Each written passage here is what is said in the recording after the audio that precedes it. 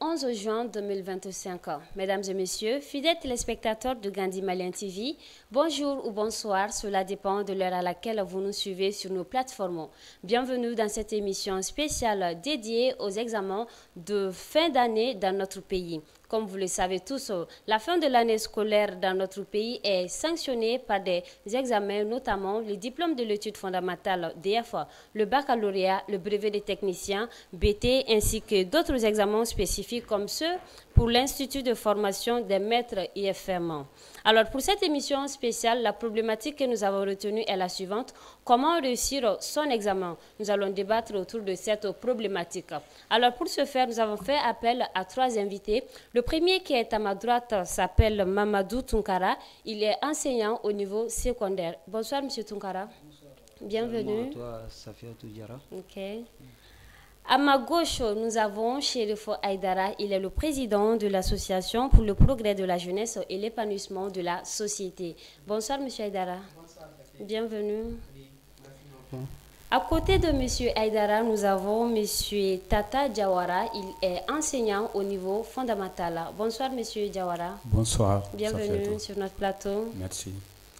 Alors, avant d'entrer dans le vif de notre sujet, nous allons remercier nos partenaires. Nous remercions le produit Gadana Boisson Promax, Soumi Création, ainsi que le savon Medi X Plus. Alors, messieurs, avant de commencer ou avant d'entrer dans le vif de notre sujet, je vais vous donner la parole pour que vous saluiez le public ainsi que toutes les personnes qui nous regardent en ce moment. Monsieur Tunkara. D'accord. Rebonsoir, Safiatou Diarra. Oui. Je te remercie également pour l'invitation. Je salue également le PDG de la société Gandhi Malien, mon frère Mamadou Siribé. Moi, c'est Mamadou Tunkara.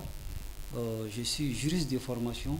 Je suis enseignant également dans les établissements privés. Je suis consultant également en droit des sociétés, en droit du travail et en droit commercial. D'accord. Merci beaucoup, M. Tunkara. Monsieur Diawara, un mot pour nos téléspectateurs. Ok, bonsoir à tout le monde et tous ceux qui sont branchés sur Gandhi Malien, sur toutes les plateformes. Donc, je leur dis bonsoir.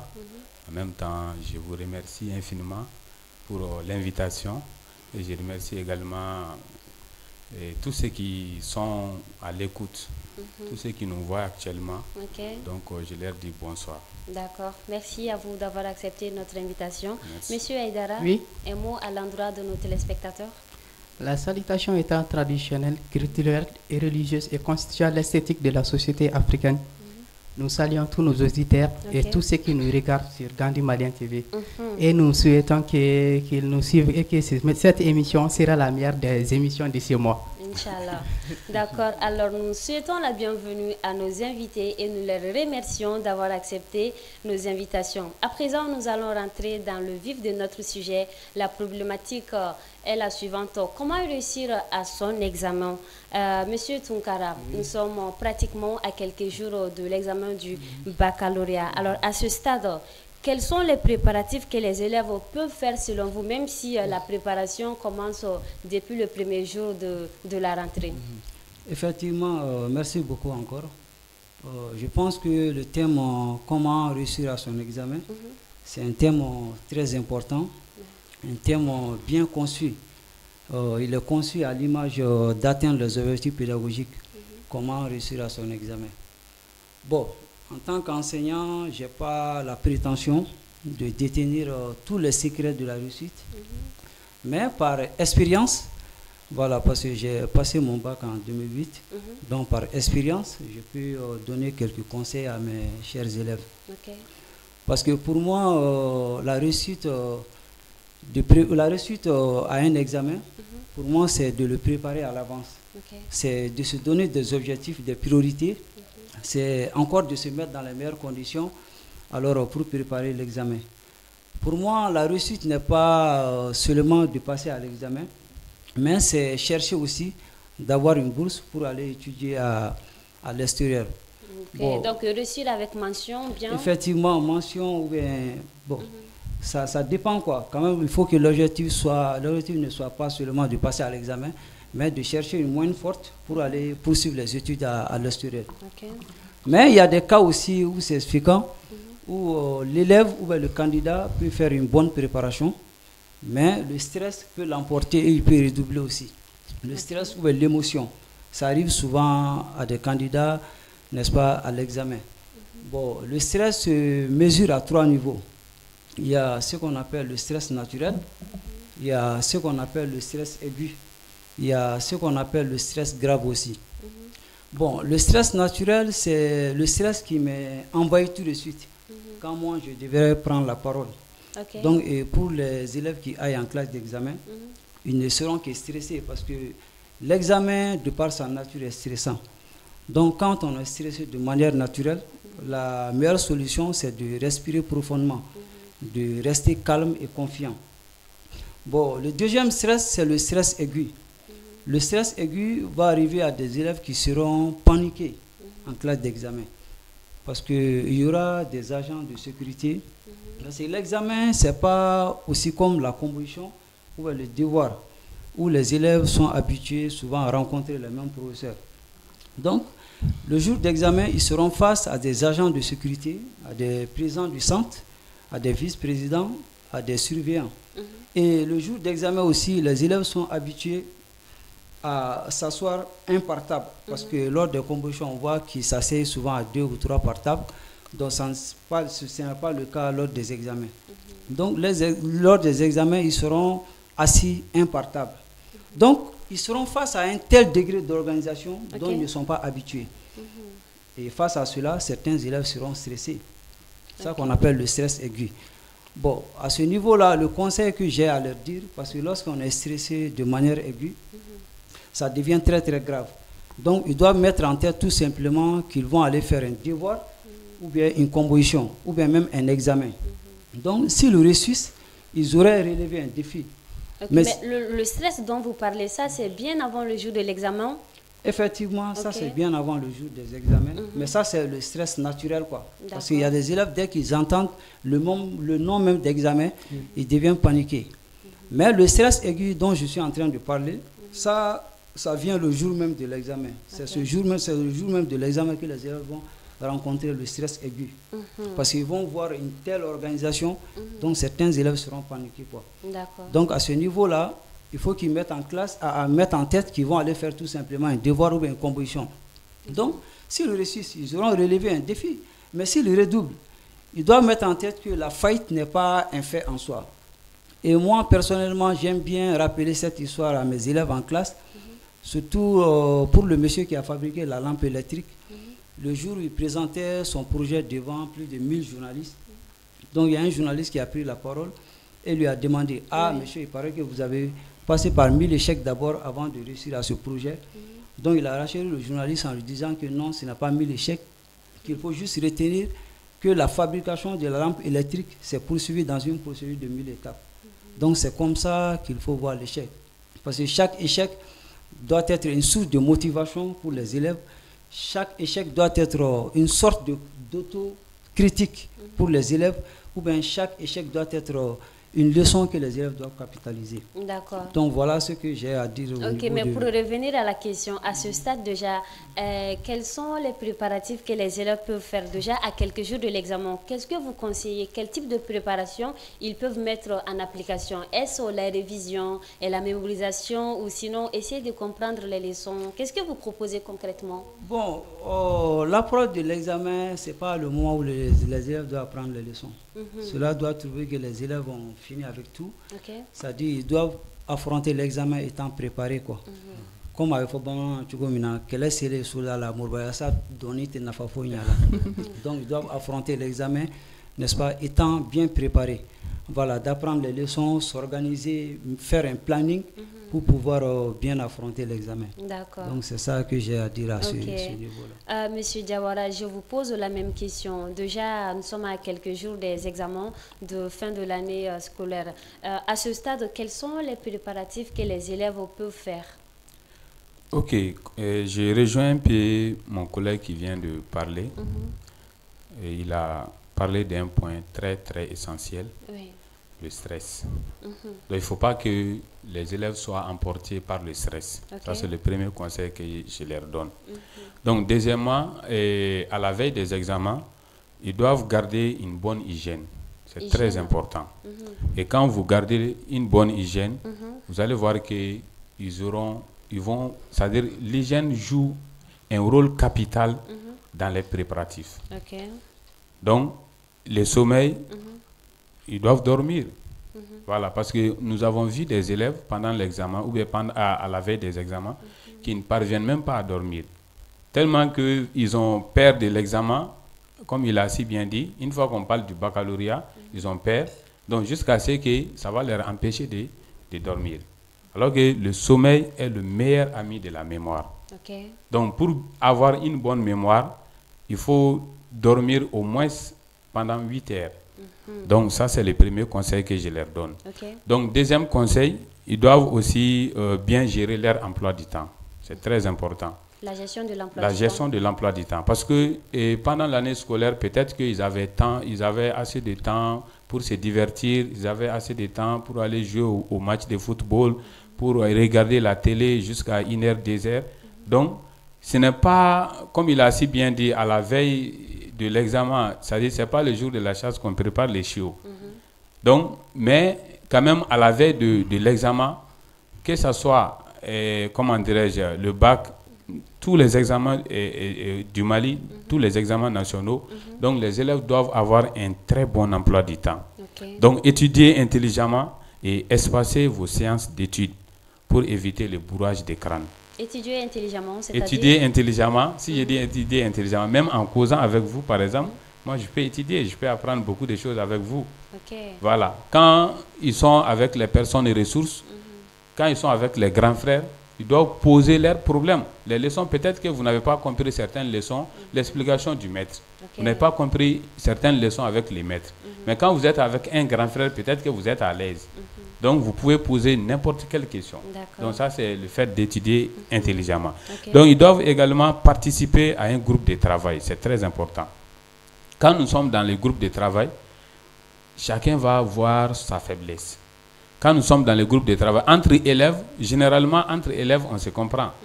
Mais quand, par exemple, moi, j'explique une leçon, peut-être que j'emploie des mots qui sont un peu difficiles pour les élèves, ils ne comprennent pas. Mais quand nous sommes dans les travaux de groupe, vous allez voir que l'élève va comprendre rapidement. Quatrième conseil, approchez les personnes et ressources, comme je l'ai si bien dit. C'est-à-dire les enseignants, les collègues, les frères, ceux qui sont en avance sur eux, ils doivent les approcher pour leur poser des questions. Donc, ça aussi, c'est un conseil que je leur donne. Maintenant, sixième point, ça c'est de trouver un endroit propice à l'étude. C'est-à-dire, on n'apprend pas n'importe comment et n'importe où. Quand, par exemple, vous voulez apprendre une leçon, mémoriser une leçon, donc il faut un lieu où le climat est favorable pour l'apprentissage.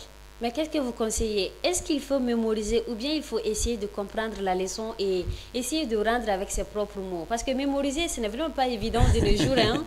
Bon, si je dis mémoriser, bon, il y a beaucoup de types d'élèves, quoi. Il y a des élèves et leur point fort, c'est quoi? Ça, c'est rends-moi mes mots. C'est-à-dire, tous ceux qui ne sont pas dans le cahier. Cela ne vient pas des enseignants aussi. Il y a des enseignants qui sont exigeants. Oui, bon, souvent, la faute revient aux enseignants, mais il y a des élèves aussi. Moi, j'ai un élève là que j'appelle la mémoire de l'école. C'est tout ce que vous lui donnez, il apprend tout. Mais quand, par exemple, souvent, ce n'est pas trop conseillé, parce que quand on donne s'il y a des questions qui sortent, ou bien qui va au-delà de ce qui est dans le cahier, peut-être il sera bloqué. Mais force est de dire que la mémorisation aussi compte beaucoup dans l'examen. Parce qu'auparavant, on avait des grands-parents qui ne mémorisaient pas, mais qui essayaient de comprendre. Et avec leurs notions, ils pouvaient expliquer la leçon. Voilà, mais nous, peut-être, on a du mal à expliquer, on a du mal à s'exprimer en français. Donc, même si on comprend en bambara, si on nous demande de traduire en français, souvent ça nous pose problème. Donc, moi, je conseille les deux.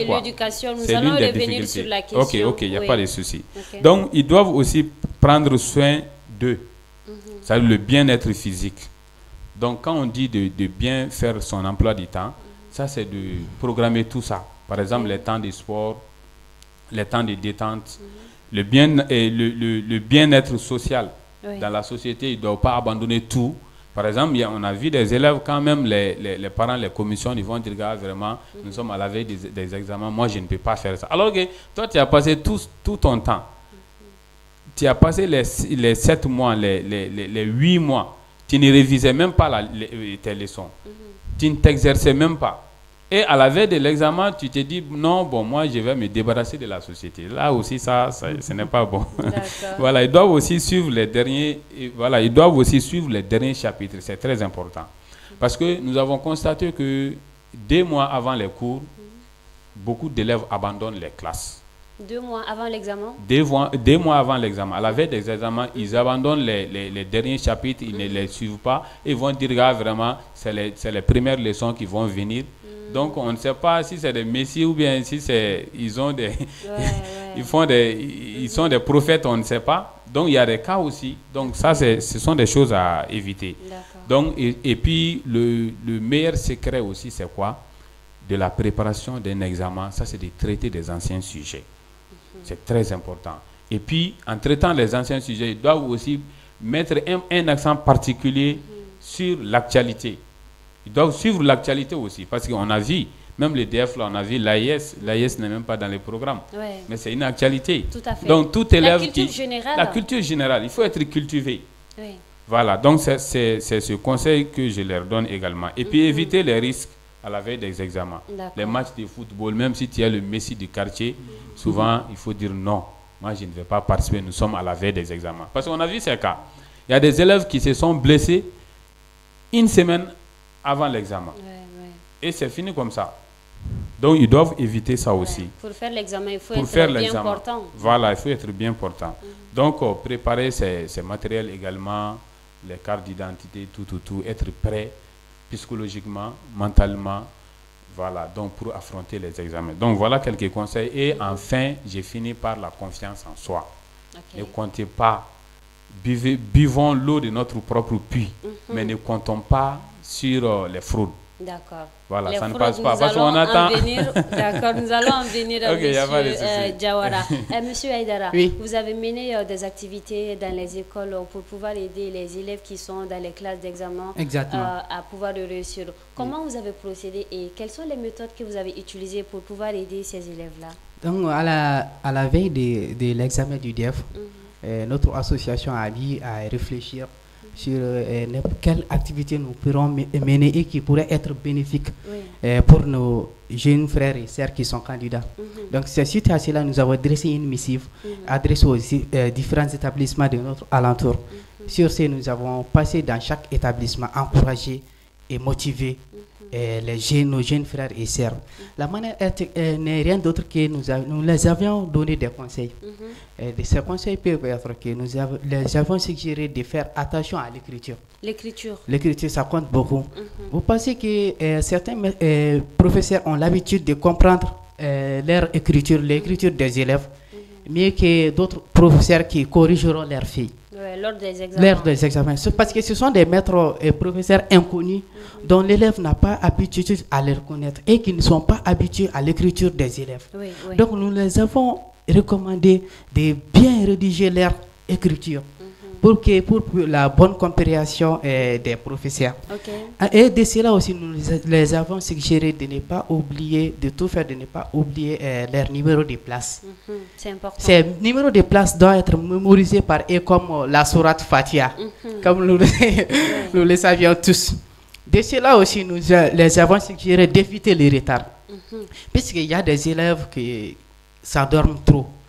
Leur sommeil est très fort. Une fois même que les réveils n'arrivent même pas à les faire réveiller, nous les avons recommandé. Une fois qu'il faut donner une heure précise à tes parents, que ce soit si c'est ta mère qui se réveille tôt, ou si c'est ton père qui se réveille tôt, dis-lui depuis qu'il se lève pour la prière du Fajr, de te faire réveiller. Voilà, puisque être en retard dans les moments d'examen, c'est vraiment très très important. Et ça peut même vouer à l'échec du candidat. On les a aussi recommandé d'éviter d'utiliser les téléphones. Tu sais qu'il y a des candidats qui placent toute leur confiance sur les téléphones. en espérant sur les fraudes des sujets. Et encore en espérant que dès qu'ils seront entrés dans les salles d'examen, il y aura un grand frère ou une sœur qui a les téléphones avec eux, dont ils enverraient les sujets au moment dans la salle. Donc cette personne la traitera les sujets et les envoyer. Donc nous les avions insisté que de ne pas espérer sur ça. Il y a évoqué déjà que les téléphones étaient interdits. Oui. Mais tu sais, vous savez qu'après tout ça, il y a des élèves qui font tout pour amener le téléphone dans la salle et avec la manière la plus intelligente. Vous savez que les élèves là, parfois même je m'étonne, puisque j'étais même à la surveillance du DEF cette année. Et lorsqu'on interdisait même les téléphones dans les centres, il y avait des élèves qui réussissaient à amener la téléphone dans la salle même. Et de manière la plus intelligente. Ils la mettent jusque d'autres ont des pagnes. Ils attachent des pagnes avec le téléphone. Il faut être très vigilant pour les voir. Vous savez, donc rien n'est impossible pour eux. Mieux vaut, c'est le travail de soi-même qui est fier et qui est bénéfique aussi. C'est ce dont on les a dit. Comme le dit Jean de La Fontaine, la patience est un trésor. Donc nous les avons incités tout ceci avec d'autres choses à l'appui. Mais j'espère que mes frères avec les conseils à l'appui, ils ont tout dit. Ils ont même prôné la parole. Ils avaient tout dit déjà. Déjà, moi je pense que tout un bon élève doit avoir un planning. Ils doivent établir un plan d'apprentissage avant même l'examen. Et savoir aussi son point fort et son point faible. Si par exemple, moi je suis fort dans l'anglais, français, mais et que je suis faible en maths, je peux par exemple ne pas avoir les prix de prendre des cours supplémentaires, mais je peux avoir des camarades qui savent bien traiter les mathématiques, qui savent bien s'exercer. D'accord, d'ici là, je vais les appeler pour qu'on puisse faire des exercices ensemble. Et cela constituera à améliorer tous nos niveaux. Donc, ils doivent tous savoir ceci. Et tous en plus avoir la compréhension du cours. Vous savez que c'est très important. J'ai eu la chance à rencontrer certains des élèves qui n'ont même pas besoin de cahiers pour pouvoir comprendre. Il suffit seulement de se concentrer sur l'explication du professeur. Et tout un candidat aussi, je répète, tout un bon candidat doit avoir un bloc-notes avec lui.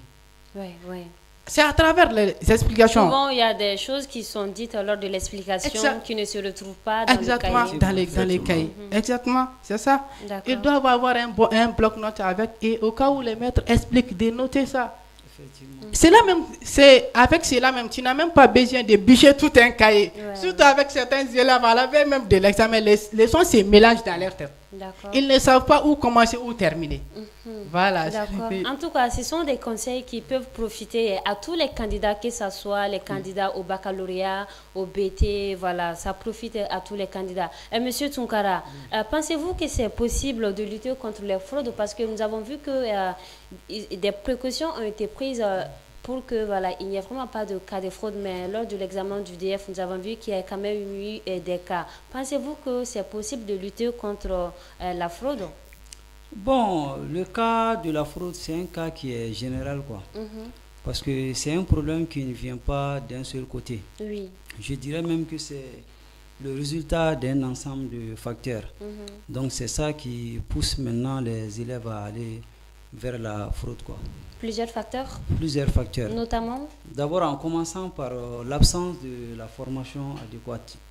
Parce que c'est vrai, il faut le dire, moi je suis enseignant, mais la formation au Mali maintenant reste à désirer, Parce que nous sommes dans un pays où tout le monde devient enseignant, où tout le monde est enseignant.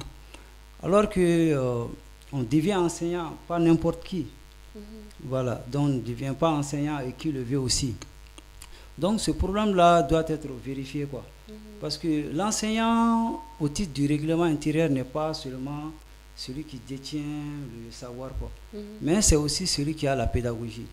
Ça veut dire que même si on détient tout le savoir et qu'on n'a pas la pédagogie, on ne doit pas enseigner. Parce que la pédagogie, c'est la qualité de celui qui sait enseigner. Donc vous voyez, donc si on recrute les enseignants n'importe comment et qu'on les mette dans les classes, donc je pense que ça va amener le manque de connaissances, ce qui va pousser les élèves souvent à aller vers la fraude. Est-ce que vous voyez? Bon, il y a aussi le système scolaire, parce que avant, c'était le système classique. Et maintenant, on dit, bon, c'est ce système-là que nous avons connu avec la méthode syllabique. Donc, on dit maintenant de laisser ce système-là et aller vers le système APC, approche par compétence. Bon, moi, je trouve que l'APC, c'est un système qui est très bon. Parce que l'APC, il s'agit de mettre l'élève au centre de sa formation. C'est-à-dire c'est l'élève qui fait tout. Parce qu'avec le système classique, c'est l'enseignant qui est détenteur du savoir. Donc l'élève ne fait qu'écouter et après il lève son doigt, il pose des questions et après on continue. Maintenant avec l'APC, c'est l'élève qui fait tout le travail et après l'enseignant vient corriger avec lui.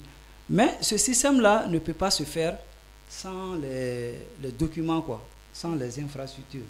Donc à ce niveau-là, j'interpelle l'État, voilà, à pouvoir s'ingérer pour limiter. Donc le système n'est pas bien appliqué, vous voulez dire? Effectivement, parce que mon confrère il vient tout de suite de toucher à l'aspect du téléphone, que le téléphone est interdit, c'est vrai.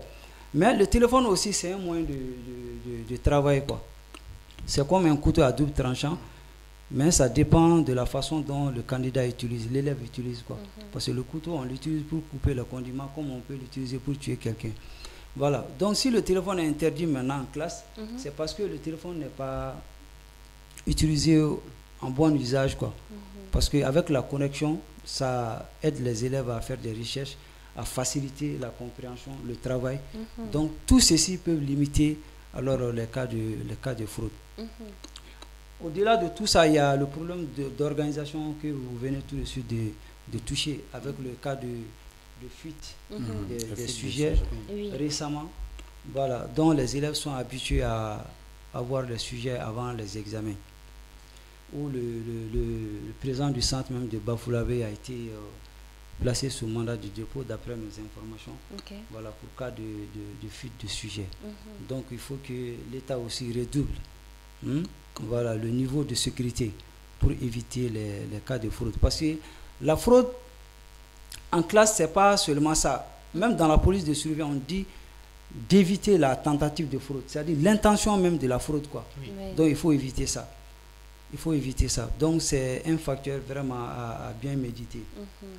Parce qu'avec la nouvelle technologie aujourd'hui, même avec les connexions, je vais dire les caméras, voilà, on peut même, pourquoi ne pas installer ça même dans les centres d'examen pour éviter les cas de fraude. Ce que mon confrère vient de dire, j'étais aussi à la surveillance du DF, il y a la semaine passée juste, on a été confronté à ce cas-là, problème de téléphone.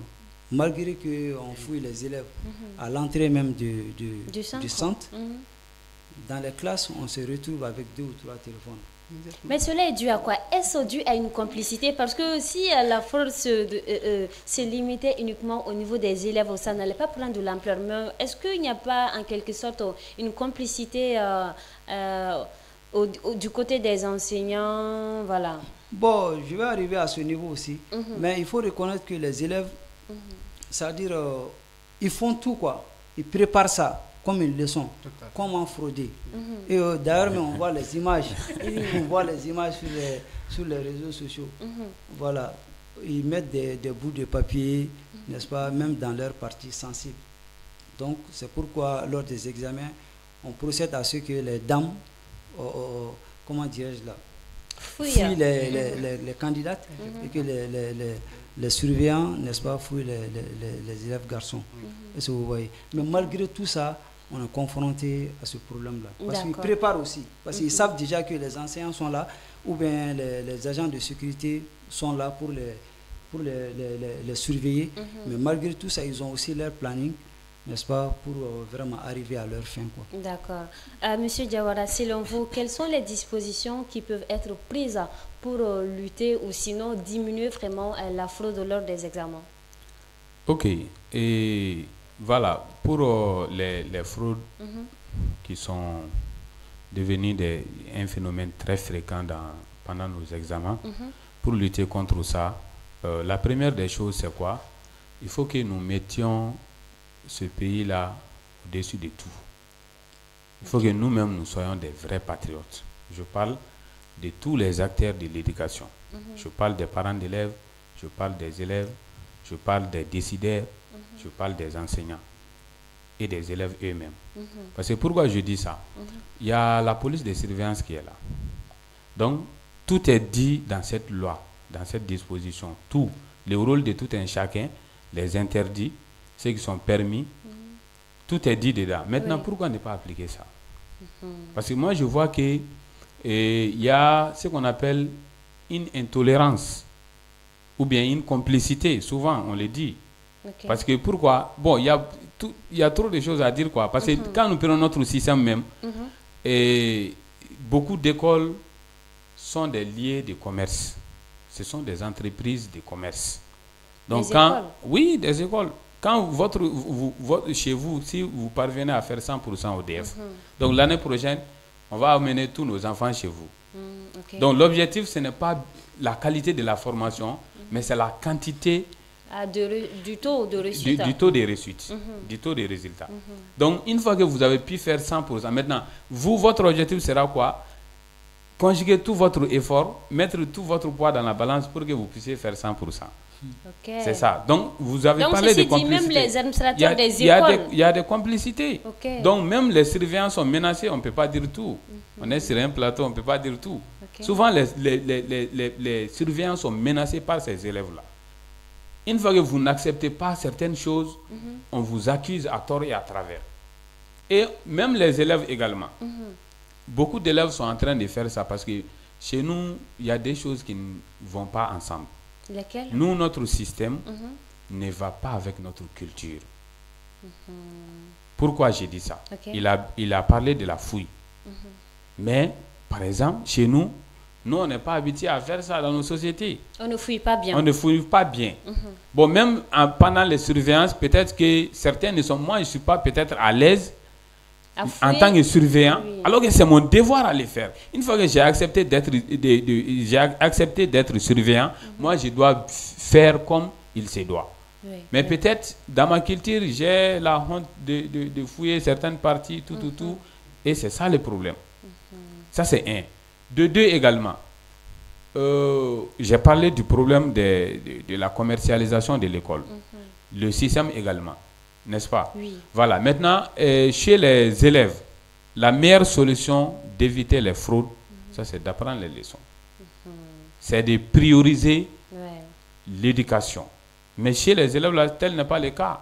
Et ils ont une autre priorité. Ils ne comptent que sur la fraude. Et ils ne comptent que ça.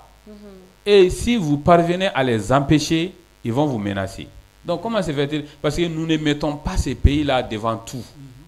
Et c'est que nous devons, c'est-à-dire la matière qui doit cultiver le patriotisme en nous,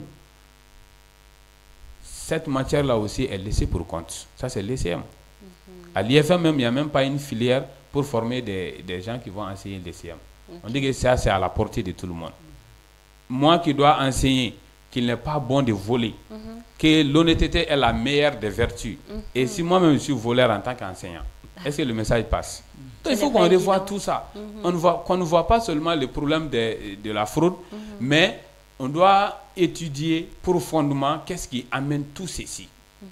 Est-ce que les élèves qui sont là aujourd'hui à voler, à faire la fraude, et ce sont les mêmes personnes qui seront les administrateurs du Mali de demain, les dirigeants du Mali de demain. Est-ce qu'on peut compter sur un avenir meilleur dans ce sens? Ça m'inquiète fort. Donc, le système éducatif, et puis respecter la police de surveillance, l'impunité zéro, tolérance zéro. D'accord. Donc, c'est ce que moi je propose. Monsieur Aïdara, selon vous, comment lutter contre la fraude? Ce n'est pas évident, mais des propositions? Vraiment, il faut que c'est une lutte psychologique. Parce que les enfants apprennent à voler depuis à bas âge. On pense que les enfants commencent seulement à voler à l'examen. C'est pas dans l'examen que ça a débuté. Tu verras que leur manière même de voler dans la salle d'examen, tu verras que ce sont des experts. Ça montre qu'ils sont habitués. Exactement. Je vous assure, j'ai vu des manières, des élèves qui volaient d'une manière, ça m'a tellement surpris et tellement étonné que je n'ai même pas cru. Si quelqu'un m'avait dit quoi, j'allais pas croire. Jusqu'à ce que je vois de mes propres yeux. C'était comment? Vous pouvez nous décrire un peu? Vous savez, bon, quand on va parler de tout ça, on va accuser à tort des personnes voilées, quoi. Ouais. Ah, ok, donc la personne était voilée. C'est des spécialistes même à la matière. La personne était voilée. Voilà, dès que tu les vois, quoi, tu les respectes. Oui. En pensant qu'en songeant que ce sont des personnes vraiment saines et qui n'ont pas l'habitude de voler. Attention, ce sont des experts. Voilà. Tu les verras et puis tu ne les verras jamais bouger d'une manière. Par exemple, si une personne qui n'a pas l'habitude de voler et que tu lui remets, s'il a quelque chose, tu peux le reconnaître. De la manière dont il bouge ou il fait des gestes, tu reconnais directement que cette personne a quelque chose qu'il cache. Mais avec eux, tu ne le sauras jamais. Même étant derrière. Même étant sur leur dos, on ne voit rien. Et puis parfois aussi dans la surveillance, il y a des élèves aussi, lorsque tu les empêches aussi de voler, ils pensent que c'est toi leur premier ennemi. Et gare à toi aussi à la fin de l'examen, il faut être accompagné par des policiers. Sinon, ils vont s'attaquer à toi. Wow. Tu vois, donc c'est une question mentale, quoi. Depuis à bas âge, lorsqu'ils ont commencé, il faut que les anciens aussi comprennent et que ces élèves-là sont les futurs de demain. Oui. Ils sont l'avenir de cette nation. Tout à fait. On doit les apprendre à mieux faire, à mieux diriger, à mieux rédiger, à tout mieux faire. Bon, mais c'est ce qu'ils oublient parfois. On les laisse avoir pitié d'eux. Et où il y a des, comme mon collègue vient de le dire aussi, il y a des instituts académiques qui encouragent aussi certains vols. Par exemple, lors de notre surveillance, j'ai su qu'avant même l'entrée dans la salle, il y avait certains élèves qui avaient le sujet. Ouais. Et les petits, ce qu'ils disaient aussi, ils informaient les autres que ceci allait arriver, ceci allait arriver. C'est lorsque j'ai été directement dans la salle, avant d'appeler la liste, j'ai attendu ceci. Ouais. Et effectivement, ça a été ceci. Ouais. C'est après que je lui ai demandé comment il a su ça. Il disait que c'est leur directeur qui leur donne les sujets. Okay. Heureusement que l'État a pris ses responsabilités, parce que nous avons vu qu'il y a des sujets qui ont été changés sur place pour vraiment éviter la fraude. La plus pire aussi, que lorsque ces sujets ont été changés, je t'assure, j'ai vu une élève avec ces sujets aussi. Ah bon? Ça m'a tellement surpris. Je me demandais quoi, comme si elle s'attendait quoi. Et puis lorsque on avait commencé à traiter les premiers sujets, elle ne faisait rien. Oui. Elle était assise. Mais c'est après avoir que les sujets ont été changés, elle a commencé à traiter. Elle a commencé à traiter. Okay. C'est là que je suis vraiment... il y a peut-être un mystère autour de cette chose. Tout est organisé vraiment pour arriver à leur fin, quoi. D'accord. Parce que, comme il a si bien dit, effectivement, le sujet de mathématiques a été changé pour cas de fuite. Oui. Bon, ce qui m'a beaucoup étonné aussi, ça c'était l'anglais. Okay. Voilà, le sujet d'anglais. Bon, 30 minutes après le déroulement des épreuves, on nous a dit d'arrêter le tout, voilà, et reprendre, parce que ils avaient constaté le cas de fuite. Mais cela trouvait que quelques élèves même étaient dehors. Ouais. Voilà, là où moi j'ai surveillé, quoi. D'accord. Donc on était obligé de sortir, voilà, pour les faire retourner. Ensuite commencer l'épreuve. Bon, on a été obligé de recopier aussi le sujet au tableau parce que faute de temps, quoi. C'était pour bien gérer le temps, quoi. D'accord. Mais est-ce que la question que je m'allais poser, malgré toutes ces fraudes-là, on voit que le taux de réussite national est vraiment bas. Cela est dû à quoi, selon vous? Bon, c'est un cas aussi un peu complexe parce que... Ça fait longtemps que je n'ai pas vu un 50%. Hein? Ouais. Parce qu'il y a des élèves même, malgré que, c'est-à-dire, ils planifient tous ces cas de fraude-là, même si on leur donne des sujets à recopier ou même à écrire, même s'ils ont déjà vu le sujet avant le jour J même de l'examen, certains se retrouvent dans l'incapacité de même recopier, sinon répéter ces mêmes réponses-là sur la feuille. Ou bien souvent, on voit même des élèves qui se trouvent aussi dans l'impossibilité, même de recopier voilà, le sujet, à plus forte raison de donner la réponse. Même souvent en remplissant les en-têtes, on est confronté souvent à des problèmes aussi. Parce qu'il y a des élèves qui savent pas faire la différence. Qui arrivent à peine à écrire leur nom et prénom. Non, effectivement, qui ne savent pas faire la différence entre le prénom et le nom. Donc, les élèves de la 9e année. Effectivement, il y a ce problème-là aussi à souligner. Est-ce que vous voyez? Donc, on est confronté à ces genres de problèmes que ce n'est pas possible, quoi. Mais il faut être présent lors de l'examen, vraiment, pour témoigner ce problème-là. Donc, dans tout ça, on interpelle l'État vraiment de s'impliquer, pas à 100%, à 200%, vraiment dans l'éducation de ces enfants-là. Comme je le soulignais d'ailleurs, ce sont des enfants qui viennent chacun avec son comportement. Voilà. Donc, l'enseignant, voilà, qui est pédagogue, c'est lui qui doit chercher à connaître ce mécanisme enfantine. Mais l'enseignant qui ne cherche pas à connaître cela, est-ce qu'il pourrait efficacement modeler ces enfants-là? Moi, je pense que c'est tout ça vraiment qui amène le problème, voilà, dans la compréhension des cours. Donc, voilà pourquoi on va toujours au devant d'une défaite concernant le taux de réussite pour l'examen au Mali. Ok. Monsieur Diawara, lors des explications, nous avons constaté qu'il y a vraiment des difficultés d'apprentissage pour les élèves.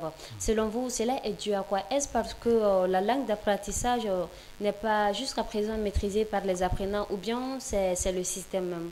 Comment vous expliquez cela? Ok, bon, moi je pense que c'est le système, quoi. Le système même. C'est le système éducatif. Oui. Parce que dans notre système, c'est comme si nous sommes en train d'apprendre une langue et non la connaissance.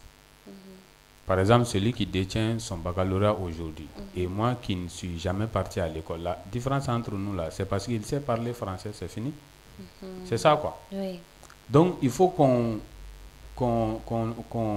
lance un appel vibrant à nos plus hautes autorités pour qu'il y ait le changement, pour qu'il y ait une révolution. Parce que tout ce que nous sommes en train de construire aujourd'hui là, donc si nous ne faisons pas attention avec notre système, on va mettre tout ça dans l'eau à l'avenir. Et je parle en connaissance des causes. Parce que notre système, ça doit changer. Quel système pour notre pays? Voilà, un système adapté à notre réalité. C'est ce que moi je propose. Un système adapté à notre réalité. Par exemple, le Mali a une économie agro-pastorale. Mais regardez dans nos filières. Quelles sont les filières à l'université qui s'intéressent à ces domaines-là? L'agriculture, la pêche, l'élevage. Mais on apprend les autres... je ne dis pas que c'est mauvais. On apprend la socio-anthropologie, des filières qui ne répondent pas aux besoins, aux réalités du pays. Donc, et du fait aussi qu'on a cessé l'examen de la 6e année CP. Ça aussi, ça a beaucoup joué sur les autres examens. Parce que l'élève au DEF, c'est sa première expérience. Et puis, il est un enfant de 14 ans, 15 ans, qui est à son premier examen.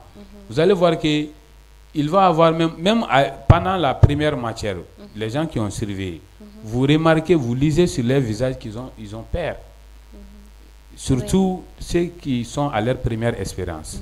Donc, un système qui répond à nos besoins, à nos réalités. De deux aussi, l'introduction de nos langues nationales. Ça aussi, c'est très important. Donc, il y a beaucoup de choses. Quand on enseigne certaines leçons en français, en Bambara, ou bien en Soniké, ou bien en Fulfulbe, vous allez voir que c'est des leçons qui ne vont pas la peine, quoi. Qui ne valent pas la peine. Par exemple, si nous prenons le margouya, nous prenons les criquets, la locomotion du criquet, les enfants connaissent ça. La reproduction. Oui, ça ne serait pas des leçons qui ne valent pas la peine, mais plutôt la compréhension sera facile. Voilà. Non, bon, je trouve même que c'est des leçons caduques, quoi. C'est déjà dépassé. C'est-à-dire on doit changer. Si je dis système, il y a le programme officiel qui doit changer. Il y a même l'AIS, on le dit, mais ce n'est pas dans notre programme. L'hymne de l'AIS, on doit ajouter ça dans notre programme. On est fiers aujourd'hui, on a chassé la France, les Français ne sont plus là. Nous, on est fiers parce qu'on a fait une révolution. Tout le monde est d'accord. Qu'on le veuille ou pas, le Mali est en voie de changement.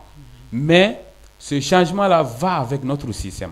Parce que même, on dit, pour détruire un pays, on n'est pas obligé d'amener des armes. Il faut seulement, comment on appelle, saboter son éducation. On doit, comment on appelle, ainsi, un docteur mal formé sera un criminel en puissance. Ouais. L'ingénieur qui doit construire les ponts, puisqu'il n'est pas bien construit, et puis puisqu'il n'est pas bien formé, il va construire des ponts qui seront des nouvelles bombes. Ouais. C'est ce qui va nous arriver. Même l'armement, on a dit, bon, dans les années à venir, on va avoir l'artillerie, tout, on va fabriquer tout chez nous. Mais tout doit partir de l'école. Donc vraiment, si on ne change pas ça, si on ne fait pas attention, ça doit être la priorité des priorités. D'accord. Les systèmes éducatifs. Si moi j'ai un combat à livrer aux Maliens, ça c'est le changement du système éducatif. Les filières, les programmes officiels et l'introduction de nos langues nationales. Surtout ces 3 points. C'est extrêmement important. D'accord. D'une manière plus concise, comment se porte l'éducation malienne? Bon, pas en agonie, mais l'éducation malienne ne se porte pas bien. Ce n'est pas... c'est en convalescence, quoi, je vais dire. Ok. Monsieur Aïdara, selon vous, comment se porte l'éducation malienne? Êtes-vous fier de ce que vous voyez comme système éducatif dans notre pays? Bon, moi, je ne me sens pas d'abord fier. Tout en ajoutant que moi, je suis pro-Aziz. Ok. Parce que tout dépend d'abord de la langue, quoi. Les enfants ont de la peine à pu même s'exprimer en français ou à comprendre la langue française. Vous savez, dans une de nos activités, on a été dans un établissement. Lorsqu'on a entamé à s'exprimer en français, le directeur même nous recommandait de s'exprimer en bambara pour que les élèves puissent comprendre. Vous savez, cela équivaut à la chute des niveaux des élèves, quoi. Parce qu'un élève de la 9e année qui ne comprend même pas ce qu'on lui dit en français, c'est vraiment dommage, quoi. Donc moi, ce dont j'insiste est l'introduction de la langue nationale. Si on peut même qui a déjà commencé. Voilà, si on peut même remplacer la langue française à la langue bambara, ça serait mieux. D'accord, c'est bien noté. J'aimerais ajouter un peu, avec le système APC dont je parlais tout de suite. Voilà, on dit que l'enseignement, on veut que l'enseignement soit fait, c'est-à-dire dans notre langue officielle qui est le français, mais concomitamment avec la langue bambara. Voilà, parce que comme il a si bien dit, souvent même en classe, lorsqu'on prononce certains mots, les élèves se trouvent perdus, quoi. Exactement. Voilà, mais dès qu'on essaye d'expliquer ces mots-là, voilà, en bambara, directement, on va voir, ah, c'est ça. Donc, vous voyez. Donc, voilà pourquoi l'introduction de la langue bambara. D'ailleurs, même, je profite pour saluer Aziz. Voilà, mon frère Aziz, vraiment pour tout le combat qu'il est en train de mener. Voilà, pour la construction de l'édifice national. Donc, voilà ce que je voulais dire au niveau de contribution. Lors de votre explication, vous avez évoqué le fait de réussir avec mention pour pouvoir continuer ses études à l'étranger. Est-ce une nécessité vraiment d'aller continuer ses études à l'étranger? Est-ce que cela n'éprouve pas en quelque sorte une faille au niveau de l'éducation ou disons de l'étude supérieure dans notre pays? Bon, c'est quelque chose qui se comprend, quoi. Parce que quand on dit à un élève de ne pas chercher à passer seulement, mais c'est de chercher à avoir une bourse pour aller à l'extérieur, c'est pas de lui dire directement, après son bac, d'aller directement à l'extérieur, quoi. Mais c'est un message qui est lancé à l'endroit de tout candidat, vraiment de doubler l'effort, quoi. Voilà, afin de pouvoir réussir à son examen. Sinon, le niveau d'études au Mali, comme il a si bien dit, c'est vrai, ça est en convalescence, mais il n'est pas aussi évident que chaque candidat, n'est-ce pas, mette dans sa tête qu'après l'examen, d'aller étudier à l'extérieur. Non, non, parce que nous avons aussi des écoles vraiment qui forment des meilleurs ici. Donc voilà pourquoi souvent, nous-mêmes, on sensibilise les élèves à ne pas essayer de sortir à tout prix pour aller étudier à l'extérieur, mais aussi de faire confiance à nos écoles qui sont ici. D'ailleurs, même je prends l'exemple sur le journaliste du peuple Abdou Niang, qui après son baccalauréat avait bénéficié, voilà, d'une bourse pour aller dans les pays arabes. Mais il a refusé parce qu'il faisait confiance à nos écoles ici, donc il a refusé de rester, de partir, donc il est resté ici, étudier dans l'école du journalisme. Et aujourd'hui, vraiment, on peut bomber sa poitrine, voilà, pour lui féliciter, quoi. Voilà, parce qu'aujourd'hui, tout le monde reconnaît que c'est un journaliste vraiment qui est à la hauteur, vraiment qui est en train de faire la fierté du journalisme malien, quoi. D'accord. Nous arrivons au terme de notre émission. Monsieur Diawara, avez-vous un message à l'endroit des candidats, des parents d'élèves ainsi qu'aux enseignants pour une bonne réussite des examens de fin d'année? Ok, le message que je tiens à l'endroit des acteurs de l'école, ça c'est d'être décidé pour, comme on appelle, un Mali meilleur. Parce que quand on dit un Mali meilleur, qu'on voit d'abord l'ensemble, où est-ce que nous voulons aller, et à travers ça, quels sont les éléments à constituer pour que nous puissions y arriver à temps.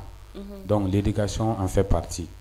Donc j'invite les parents d'élèves à accompagner les élèves pendant ce temps pour lutter ensemble contre les fraudes et pour qu'il y ait un très bon examen. Les élèves également à réviser leurs leçons, à s'exercer beaucoup, à demander conseil aux personnes et ressources pour pouvoir valider leur année.